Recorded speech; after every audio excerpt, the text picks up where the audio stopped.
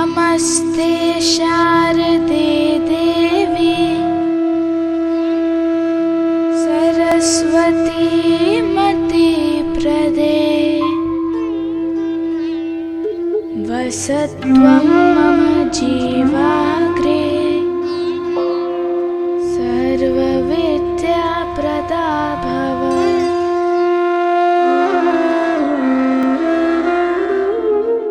जय माँ इंद्राक्षी जय अम्बे। इंद्राक्षी धाम में सभी साधकों का हम हार्दिक स्वागत करते हैं। इस अंक में हम बात करते हैं ज्ञान विज्ञान की देवी भगवती सरस्वती के विशेष पर्व बसंत पंचमी के बारे में। 23 जनवरी सन 2026 को बसंत पंचमी मनाई जा रही है। बसंत पंचमी में हम अपने परिवार के साथ, अपने बच्चों के साथ भगवती सरस्वती की पूजा ज़रूर करें। भगवती सरस्वती की पूजा जो भी साधक करता है उसे ज्ञान की प्राप्ति होती है और ज्ञान अनमोल होता है, विद्याएं अनमोल होती हैं। संसार में हम धन बहुत कमा सकते हैं, लेकिन ज्ञान की कमाई जो होती है वो अद्भुत होती है। भगवती सरस्वती की साधना करके व्यक्ति ज्ञानी, महाज्ञानी, महाविज्ञानी, ऋषि, महर्षि और ब्रह्म ऋषि की उपाधि प्राप्त करता है। कहने का भाव ज्ञान अनमोल है, इसलिए 23 जनवरी को ध्यान रखना, प्रातःकाल अपने बच्चों को भी उठाना और उन सब के साथ बैठ कर के भगवती सरस्वती का पूजन करना। इस अंक में हम आपको ये भी बताएंगे कि हमें कौन से विशेष मंत्रों का पाठ करना चाहिए, किस स्तोत्र का पाठ करना चाहिए। सारी जानकारी इस अंक में हम आपको अब दे रहे हैं। अब हम जानें कि हम भगवती सरस्वती का पूजन कैसे करें। 23 जनवरी की प्रातःकाल तड़के जल्दी उठें। उठने के उपरांत मनि मन भगवती के वांग बीज, सरस्वती बीज का मनि मन ऐम ऐम ऐम, इस बीज का हम उच्चारण दिन में भी करें और प्रातःकाल से उठने से ही हम इसको प्रारंभ कर दें। ये विशेष तिथियाँ जो होती हैं ना, विशेष फल प्रदान करने वाली होती हैं।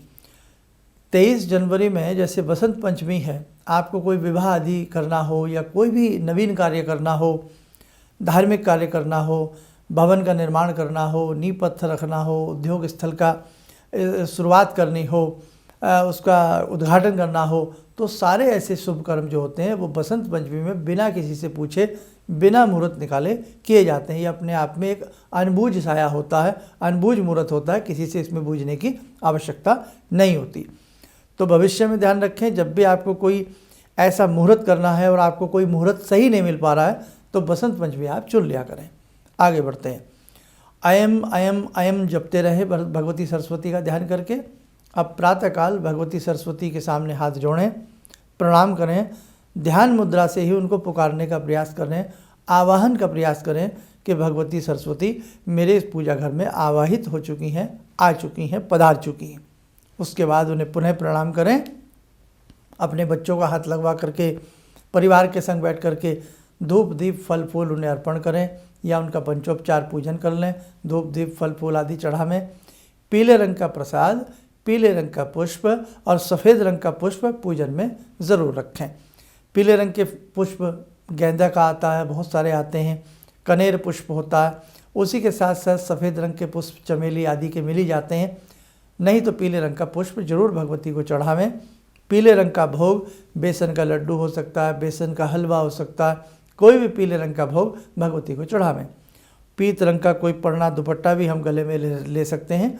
और भगवती को धूप दीप फल फूल आदि चढ़ाने के उपरांत आप भगवती का हम आपको 1-2 मंत्र बता रहे हैं, उन मंत्रों को आप नोट करें। कवच भी बता रहे हैं, उसे भी आप नोट करें।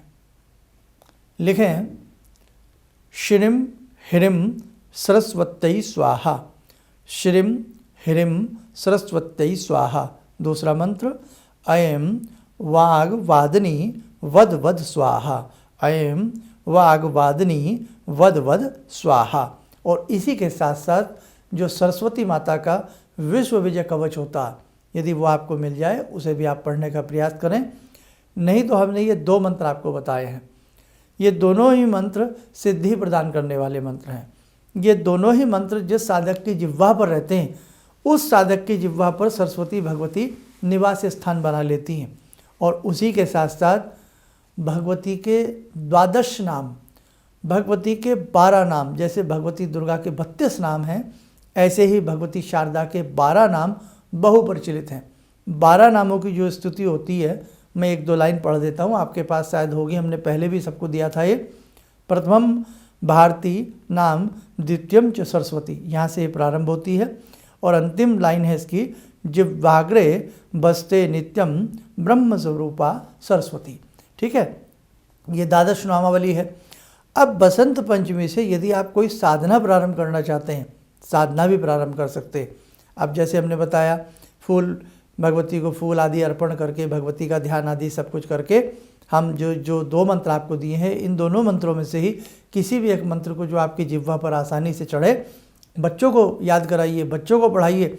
तो प्रतिदिन 3 माला बसंत पंचमी से प्रारंभ करके जीवन काल तक पढ़ते रहिएगा, या जब तक आपका मन करे उसे पढ़िएगा।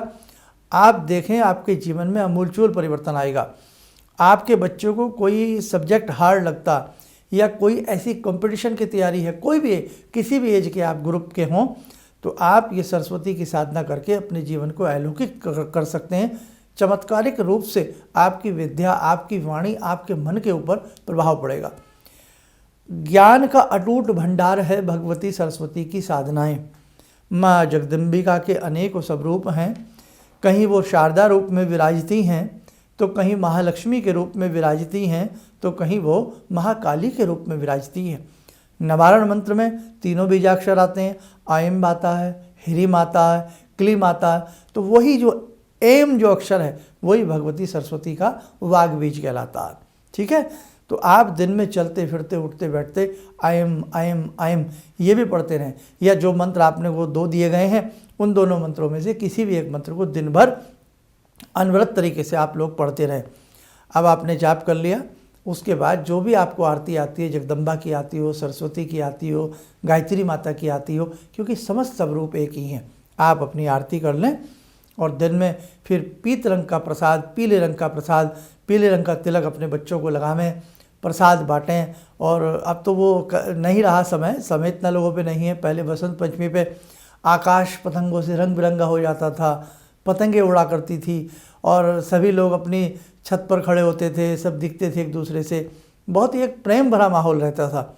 अब तो ना साहब वो समा रहा, ना वो छतें रहीं, ना वो पतंगें रहीं, ना वो बात रही, है ना। तो कम से कम हम अपने घर में अपने बच्चों के साथ बैठकर तो हम अपनी पूजा भक्ति भाव को कर ही सकते हैं। तो ध्यान रखें, बसंत पंचमी 23 जनवरी की है, चूक ना जाए, मौका आपके हाथ से, 1-2 दिन का ही समय इसमें बचा है। हो सकता है ये कार्यक्रम आप हमारा उस दिन भी सुन रहे हो, सुबह चूक जाए तो शाम को भी पूजा करने का प्रयास जरूर करना। और जहाँ आपको ये लगता हो कि आपकी बात में इम्प्रेशन नहीं आता, आपको लोग कुछ समझते नहीं, आपकी विद्या में कोई कमी रहती है, या आप सिंगर हैं, आप कोई इंस्ट्रूमेंट प्ले करते हैं, या आप कोई कोच हैं, आप टीचर हैं, शिक्षक हैं, वक्ता हैं, प्रवक्ता हैं, आप कोई भी हैं, अभिनेता हैं, नेता हैं, आप कुछ भी हैं, और आपको लगता है कि आपकी वाणी में एक ओज आना चाहिए, तो आप एक बार हमारे कहने से इन दोनों मंत्रों में से एक मंत्र चूजें, एक मंत्र का चयन करें और उसी के साथ साथ भगवती सरस्वती का विश्व कवच स्तोत्र होता है, या भगवती के जो 12 नाम हमने आपको बताए इन्हें आप करके देखें। आपको मात्र 1 महीने के अंतराल में एक अद्भुत शक्ति का अपने अंदर विकास महसूस होगा। क्योंकि हमने बचपन से ही जब सरस्वती की साधनाएं हमारे गुरुजी ने हमसे कराई, तो हम 9th 10th क्लास में रहे होंगे या उससे भी पहले, हमने कई सरस्वती भगवती के स्तोत्र आदि किए, मंत्र किए, और हमने वास्तव में अद्भुत चमत्कार पाया है। और बाकी आप उसके साथ साथ हमने अनेकों बच्चों को क्लास में, बहुत सारे बच्चों को, समय समय पर मिलने वाले बच्चों को सरस्वती के मंत्र प्रदत्त किए हैं।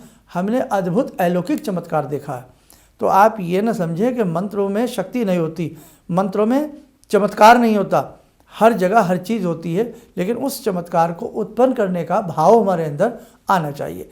भाव से भक्ति करें, और जब भाव से भक्ति होती है, वो भक्ति वास्तव में एक शानदार प्रदर्शन आपके जीवन में करती है। जब भी किसी मंत्र को पढ़ें, उस मंत्र में खो जाएं।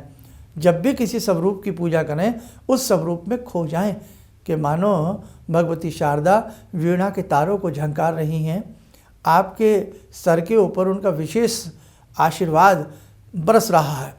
आप अनुभव करना कि जैसे जैसे एक विशेष अनुभव के साथ आप सरस्वती के मंत्र पढ़ते जाएंगे, वैसे वैसे आपके जीवन का प्रकाश का जो दीप है, ज्ञान का जो दीप है, वो प्रकाशित होता चला जाएगा।